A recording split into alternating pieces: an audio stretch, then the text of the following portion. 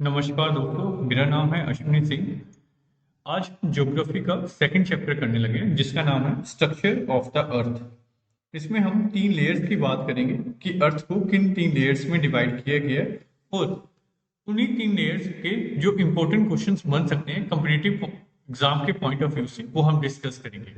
आज मैं आपको ये भी बताऊंगा कि जो जेकेपीएसआई के एग्जाम में इससे रिलेटेड क्वेश्चन आया था वो क्या आया था, आगे जो एग्जाम होने वाले हैं वो कौन कौन से आ सकते हैं। प्लस मैं आपको ये भी बताऊंगा कि जो प्रीवियस ईयर जो डिफरेंट डिफरेंट कॉम्पिटेटिव एग्जाम हुए हैं उसमें कौन कौन से क्वेश्चन आए हुए हैं। सबसे पहले हम यही करेंगे कि जो इसको अच्छे से समझने की कोशिश करेंगे, फिर उसके बाद में इससे रिलेटेड हम कुछ एमसीक्यूज सॉल्व करेंगे जो कि प्रीवियस कॉम्पिटेटिव एग्जाम्स में आए हुए हैं। तो स्टार्ट करते हैं स्ट्रक्चर ऑफ द अर्थ। तो मैं आपको बताना चाहूंगा कि हमारे इस अर्थ को तीन हिस्सों में डिवाइड किया गया है। वो कौन कौन से हैं आप जानते ही हैं। वो है आपका सबसे पहले क्रस्ट, फिर क्या आता है आपका मेंटल और फिर क्या आता है आपका कोर। तो जो क्रस्ट है इसको भी आगे दो हिस्सों में डिवाइड किए है। माफ कीजिएगा, सबसे ऊपर वाला हिस्सा जो है उसको बोलते हैं अपर क्रस्ट। अपर क्रस्ट का मतलब ये है कि जिस लेयर पर हम रहते हैं, यानी कि जहां पर हमारा फुटफॉल है, जो धरती हमें दिखती है उसको बोलते हैं अपर क्रस्ट। यानी कि जहां पर हम चलते हैं, जहां पर हम रहते हैं, जहां पर हमारी बिल्डिंग बनी हुई है, जहां पर हमारे प्लॉट्स वगैरह कटते हैं, जहां पर अयोध्या में राम भूमि बनी हुई है, जहां पर ताजमहल है, जहां पर हमारा गोल्डन टेम्पल है। तो वो जो ऊपर वाली लेयर है, जो जमीन हमें दिखती है, उसको हम क्या बोलते हैं? अपर क्रस्ट। ये याद रखना आपने। फिर मैं आपको बताता हूँ अपर क्रस्ट का ही एक दूसरा नाम है, उसको बोलते हैं हम CR, SIAL। CR stand for, ये करता है सिलिका और इसको बोलते हैं एल्यूमिनियम। अब मैं उम्मीद करता हूं कि आपको समझ आ गया होगा कि अपर क्रस्ट का ही दूसरा नाम क्या है? सिलिका। सिलिका प्लस एल्यूमिनियम, यानी कि उसका दूसरा नाम क्या है? सीआर। ये याद रखना आपने। फिर मैं आपको बता देता हूँ कि क्रस्ट जो है वो टोटल कितनी खुदाई तक है। वो है आपका 70 किलोमीटर की खुदाई तक।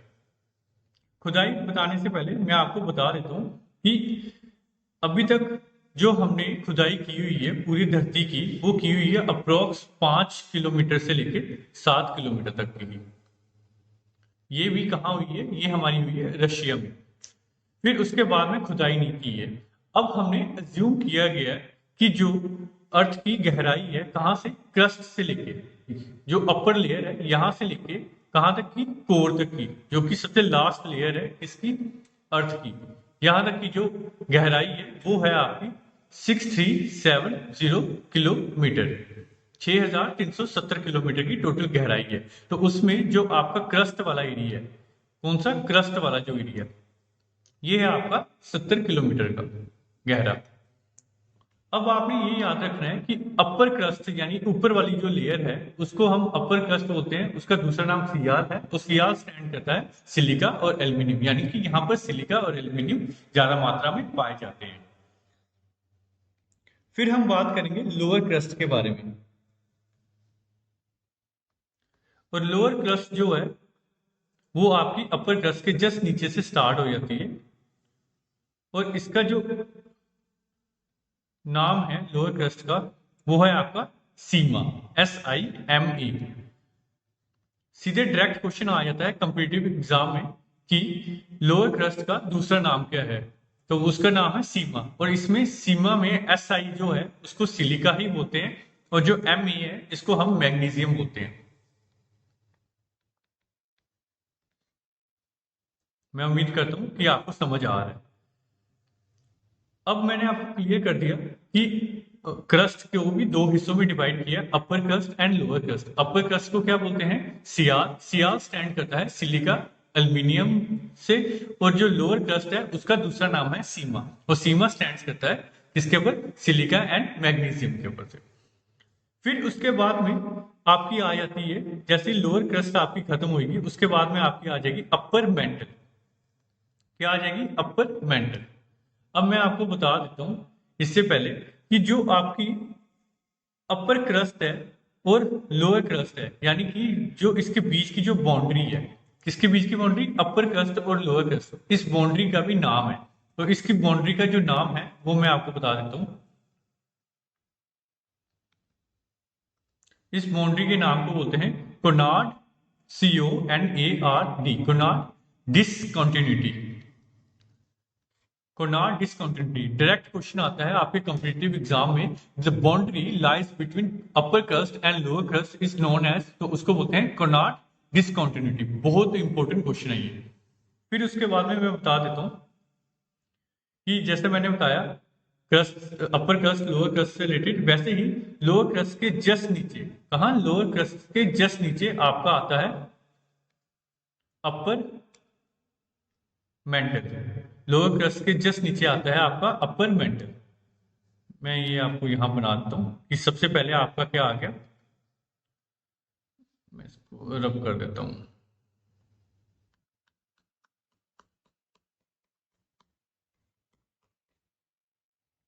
सबसे पहले आपका क्या आ गया, सबसे पहले आपका आ गया अपर क्रस्ट, फिर उसके नीचे आ गया आपका लोअर क्रस्ट, और लोअर क्रस्ट के जस्ट नीचे आपका क्या आ जाएगा, यहां आ जाएगा आपका upper mantle, MENTLE, upper mantle. अब मैं आपको बताता हूं कि अपर मेंटल और लोअर क्रस्ट, इसके बीच की जो ये बाउंड्री है, इसको क्या कहते हैं, इसको लोअर क्रस्ट और अपर मेंटल की बाउंड्री को। तो मैं आपको बता देता हूं कि लोअर क्रस्ट और अपर मेंटल की जो बाउंड्री है, इसको बोलते हैं मोहो डिसकंटिन्यूटी। क्या बोलते हैं, मोहो डिसकंटिन्यूटी। ये बहुत इंपॉर्टेंट है, इसको भूलना नहीं है। जैसा मैंने आपको बताया कि बाउंड्री जो अपर क्रस्ट और लोअर क्रस्ट के बीच की जो बाउंड्री है, इस जगह को हम क्या बोलते हैं, कोनार्ड डिसकंटिन्यूटी। उसी तरीके से वो बाउंड्री जो लोअर क्रस्ट और अपर मेंटल के बीच की बाउंड्री है, इसको क्या बोलते हैं, इसको बोलते हैं हम मोहो डिसकंटिन्यूटी, MOHO, मोहो डिसकंटिन्यूटी। तो मैं उम्मीद करता हूं कि आपको ये समझ आ रहा होगा। अपर मेंटल के जस्ट नीचे आपका आ जाता है लोअर मेंटल। तो अपर मेंटल के जस्ट नीचे आपका क्या आ जाता है, लोअर मेंटल। अब आपने याद रखना है कि इसके बीच में भी क्या है, बाउंड्री है, कि जहां पे हम इसको डिवाइड करते हैं अपर मेंटल और लोअर मेंटल को, तो इसको क्या बोलते हैं, तो इसको आप बोलते हैं रैपिड डिसकंटिन्यूटी। लोअर मेंटल और अपर मेंटल के बीच की इस बाउंड्री को क्या बोलते हैं, रैपिड, REPETTI, रैपिड डिसकंटिन्यूटी। ये याद रखना आपने।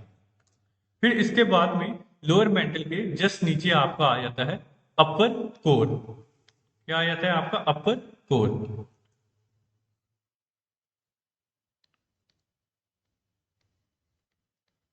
अपर कोर और लोअर मेंटल के बीच में ये जो आपकी बाउंड्री बनी हुई है, बाउंड्री का मतलब है कि जहां पे हम इन दोनों को आपस में डिफरेंशिएट करते हैं कि लोअर मेंटल और अपर कोर को, तो इसको क्या बोलते हैं, इसको बोलते हैं हम गटेनबर्ग डिसकंटिन्यूटी। क्या बोलते हैं, गटेनबर्ग, GUTENG, गटेनबर्ग डिसकंटिन्यूटी। मैं उम्मीद करता हूं कि आपको ये समझ आ रहा होगा। अब इसके बाद में हम बात करेंगे कि लोअर कोर और अपर कोर के बीच में, लोअर कोर और अपर कोर,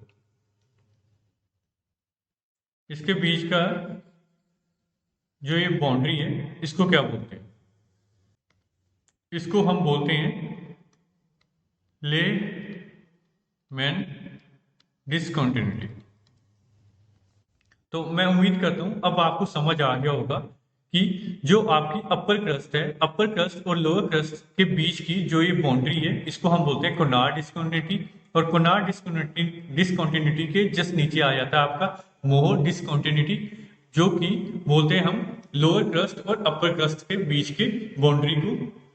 फिर अपर मेंटल और लोअर मेंटल इसके बीच की बाउंड्री को हम बोलते हैं रेपिटी डिसकंटिन्यूटी, और लोअर मेंटल और अपर कोर के बीच की इस बाउंड्री को बोलते हैं गटनबर्ग डिसकंटिन्यूटी, और लास्ट में अपर कोर और लोअर कोर के बीच की इस बाउंड्री को बोलते हैं हम लेमैन डिसकंटिन्यूटी। मैं उम्मीद करता हूँ आपको ये अच्छे से क्लियर हो गया होगा। फिर मैं आपको बताता हूँ कि ये हमने एज्यूम किया कि ये 6370 किलोमीटर का डिस्टेंस है इसके बीच में, टोटल कहाँ से कहाँ तक का, जो गहराई है हमारे अपर क्रस्ट से लेकर आपके लोअर कोर तक की। और साइंटिस्ट ने ये भी डिस्कवर किया, या ये मान लो कि ये एज्यूम किया उन्होंने कि जो आपका कोर है इसका जो टेम्परेचर है वो है आपका 6000 डिग्री सेल्सियस, और ये जो टेम्परेचर को नापते हैं थर्मोग्राफ के थ्रू। अब मैं आपको बताता हूं कि ये डायरेक्ट क्वेश्चन कई बार कॉम्पिटिटिव एग्जाम में आया हुआ है कि अगर क्रस्ट यानी कि हम धरती से अगर खुदाई करते हैं तो हर 100 मीटर की खुदाई करने के बाद में आपका कितना टेम्परेचर इंक्रीज होता है। तो मैं आपको बता देता हूँ 2 डिग्री सेल्सियस से लेके 3 डिग्री सेल्सियस तक आपका टेम्परेचर इंक्रीज होता है अगर 100 मीटर की खुदाई करते जाएं।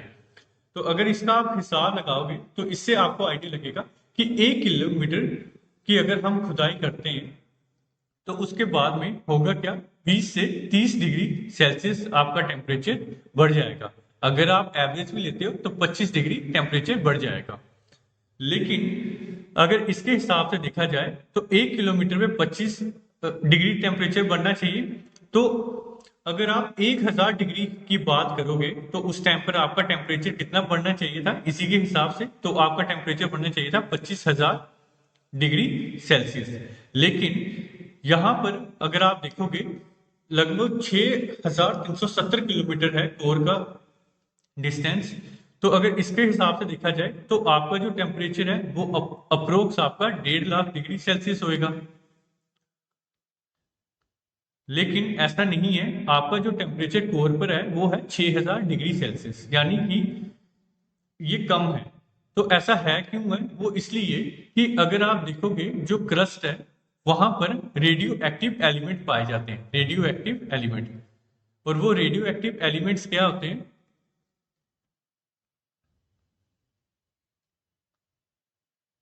रेडियो एक्टिव वो एलिमेंट्स होते हैं आपके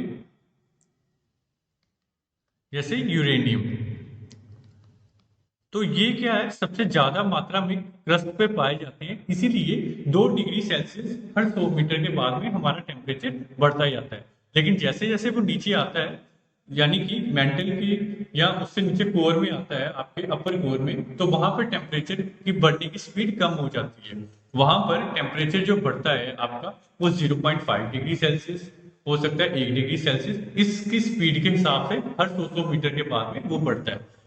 लेकिन जो स्पीड इसकी स्टार्टिंग होती है वो उतनी स्पीड आपके एंड तक नहीं रहती है टेम्परेचर इंक्रीज होने की। अब आपको समझ आ गया होगा कि क्यों हमारा टेम्परेचर 6000 डिग्री सेल्सियस है, कहां पर, कोर पर, ना कि 1.5 लाख डिग्री सेल्सियस है। अगर 1.5 लाख डिग्री सेल्सियस आपका टेम्परेचर होता पृथ्वी का कोर पर, तो पृथ्वी हमारी एग्जिस्ट ही नहीं करती, क्योंकि इतने टेम्परेचर में कोई भी मैटर एग्जिस्ट नहीं करता है। अब मैं उम्मीद करता हूं कि आपको ये अच्छे से क्लियर हो गया होगा। तो मैं आपको बताना चाहूंगा कि इससे रिलेटेड कई बार कंपटीटिव एग्जाम्स में काफी इंपॉर्टेंट क्वेश्चन पूछे जाते हैं, तो आपको ये टॉपिक अच्छे से क्लियर करना है। बताना चाहूंगा इससे रिलेटेड जितने भी इंपॉर्टेंट एमसीक्यूज बनते हैं वो मैं आपको नेक्स्ट वीडियो में प्रोवाइड करूंगा। तो आपने उस नेक्स्ट वीडियो में इसके सारे एमसीक्यूज सॉल्व करने, और आप देखिएगा कि आपके कितने मार्क्स बनते हैं। Thank you so much.